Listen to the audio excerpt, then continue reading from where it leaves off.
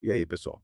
Preparados para mais um mergulho profundo. Hoje a gente vai explorar a mente do Roberto Bolaño, um dos escritores mais, como posso dizer, instigantes, digamos, do século XX. É, não era de fazer concessões, né? Nem um pouco. E para nossa sorte, a gente tem acesso a uma conversa incrível que ele teve em 1999 na Feira Internacional do Livro do Chile. É a conversa. Isso. Ele bateu um papo com a jornalista chilena Cristina Calderón sobre tudo que importa. Poesia, literatura, a vida de escritor. Era isso promissor. Tinto. E como eu conheci no comecinho da conversa, sabe, eles tocam num ponto que me fascinou. Estavam falando sobre a Gabriela Mistral, poeta, e um poema dela, País da Ausência. Ah, sim, fala da perda, da saudade. Exatamente. E o Bolonho, ele conecta esse poema com a infância, sabe? Ele vê a infância como uma espécie de país que a gente nunca abandona de verdade. Que ideia interessante. Mas, inevitavelmente, a gente vê esse país se transformar ao longo do tempo, né? Totalmente. É. É como se a gente carregasse essa essência da infância, mas também a consciência de que ela se transformou. Essa nostalgia daquilo que não volta mais me faz pensar em como isso ressoa na obra do Bolanho, né? Com o exílio, a constante busca. Sem dúvida. E por falar em busca, o Lânio também fala bastante sobre a paixão dele pela poesia, né? Ele descreve os primeiros poemas dele como uma busca, sabe? Intensa, quase uma questão de vida ou morte. Ah. E quais eram as influências dele? Cita vários poetas, mas dois que ele admirava muito eram o Arthur Rimbaud e o Charles Baudelaire. Figuras bem intensas, né? Pois é. E o Bolani via neles essa ousadia, essa vida vivida no limite, sabe?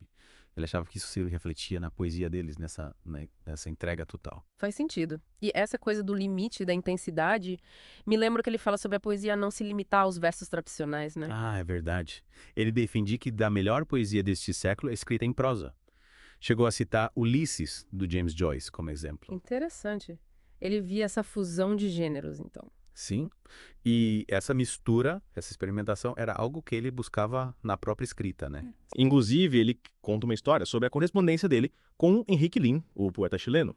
O Bueno estava passando por um momento difícil e o Lin, sabe, se mostrou super atencioso, mandava cartas, dava apoio. Que legal. E isso mostra um lado mais humano do Bolanho, digamos, que às vezes era visto como um cara meio, sei lá, agressivo da crítica, sabe? A gente tende a rotular as pessoas, né? Pois é. Mas essa Sarah Colleen mostra a importância da generosidade entre os escritores. Uma mão amiga, sabe? Com certeza. E falando em pessoas à deriva, buscando seu lugar no mundo, o Bolanho era fascinado por esse tipo de personagem, né? Tipo, almas perdidas, como ele mesmo dizia. Ah, sim. E muitos deles eram escritores, né? Pista de patinação, Estrela Distante e, claro, os detetives selvagens. Tão cheios desses personagens buscando sentido, sabe? Tentando encontrar um norte num mundo que parece ter perdido as referências. E o que me intriga é essa compaixão que o Bolanho demonstrava por eles, mesmo pelos mais, digamos, controversos. É verdade. Ele até disse que a profissão de escritor é povoada por canalhas, uma frase forte, né? Totalmente. Mas me faz pensar, será que ele não está apontando para essa dualidade inerente à condição humana? A gente é capaz de coisas incríveis e horríveis ao mesmo tempo. Essa complexidade. Ele não tinha medo de explorá-lo. Tipo, em literatura nazista nas Américas, ele cria essa enciclopédia fictícia de escritores nazistas. É perturbador, né? Sim. Mas nos obriga a confrontar essa verdade incômoda de que talento artístico e ideologias abomináveis podem coexistir. Exato, é um soco no estômago. E o Bolanho nos deixa com essa questão. Como lidar com a arte criada por pessoas cujos valores repudiamos? É, uma pergunta difícil, sem resposta fácil. Mas é isso que faz o Bolanho ser tão relevante, né? Ele nos sacode, nos tira da zona de conforto. Sem dúvida. E por falar em sacolejo, ele também tinha ideias bem fortes sobre a língua espanhola como ferramenta para contar histórias. Ah, é. E É. como era a visão dele? Ele contrastava com Borges, sabe? Enquanto Borges via espanhol como naturalmente rebuscado, o Bolanho via a força bruta da língua, capacidade de ir além dos floreios, sabe? Que interessante. É como se o Bolanho buscasse uma linguagem mais direta, mais visceral, talvez. É isso. E essa diferença se reflete no estilo deles, né? O Borges com seus labirintos e o Bolanho com essa energia, essa fragmentação. Explosão. E falando em explosão, ele não era fã da literatura chilena contemporânea, né? Ah, não, ele achava tudo muito tradicional, muito preso à Nindra, trama. Ele dizia que o romance que só se sustenta pela trama acabou. Caramba, ele era radical, hein? Era. Ele previa uma nova onda, sabe? Mais experimental, polifônica, que rompesse com as estruturas tradicionais. Uau. E ele via algum escritor contemporâneo com esse potencial? Sim, ele citava o João Villoro e o Rodrigo Reirosa como exemplos. Escritores que se aventuravam por caminhos novos, sabe? Rompendo com as convenções. E essa busca por novos caminhos me lembra a paixão do Bolanho pelos contos, né? Ele achava que era a forma ideal para explorar as complexidades da vida. Ah, é verdade. O Último Soneto da Terra, Sensine, obras-primas. Ele conseguia criar esses mundos ao mesmo tempo familiares e perturbadores, sabe? E muitas vezes ele deixava a gente com mais perguntas do que respostas. Essa ambiguidade. E ele tinha essa coisa de misturar ficção e realidade, né? Sensine, por exemplo, é baseado no encontro real dele com outro escritor. Sim, mas ele transforma esse encontro em algo totalmente novo, sabe? Uma reflexão sobre ambição, fracasso. A ilusão do sucesso literário. Exatamente. E ele comparava a própria escrita com a do Georges Perec, aquele escritor francês que adorava brincar com a linguagem, sabe? Criar jogos, desafios. Perec era um mestre nisso. E Bolanho via a literatura como um jogo também. Mas um jogo Com apostas sérias, digamos. um jogo que nos leva a questionar tudo, a enxergar o mundo de outra forma. É isso. Ele usava a linguagem para criar camadas de significado, para desafiar as nossas certezas, sabe? Essa, sua brincadeira séria, digamos, contrasta com a seriedade dos temas que ele aborda, né? Exílio, violência, política. Pois é como se ele estivesse dizendo, a vida é dura, mas a gente deve encontrar beleza e significado nela. E encontrar humor também, né? Apesar de tudo. Com certeza. E essa mistura de humor, seriedade, provocação, é isso que torna o Bolanho tão cativante. Ele nos convida a pensar, a sentir, a questionar. A mergulhar de cabeça no mistério da existência. É como se ele visse essa ética, essa moral, como algo, sei lá, intrínseco à própria natureza. Interessante. Mas como é que isso se conecta com os escritores? Aí que a coisa complica. O Bolanho reconhece, né, esse paradoxo. Escritores que a gente considera bons, mas que cometem atos, digamos, maus, ou que se calam diante da injustiça. Essa questão da arte versus o artista, né? Exato. É como se ele estivesse questionando se a gente pode separar a obra da pessoa. E o que ele acha? Ele se debate com essa questão, sabe? Mas ele dá a entender que, para ele, os grandes escritores geralmente são boas pessoas. Ele cita o Walt Whitman como exemplo.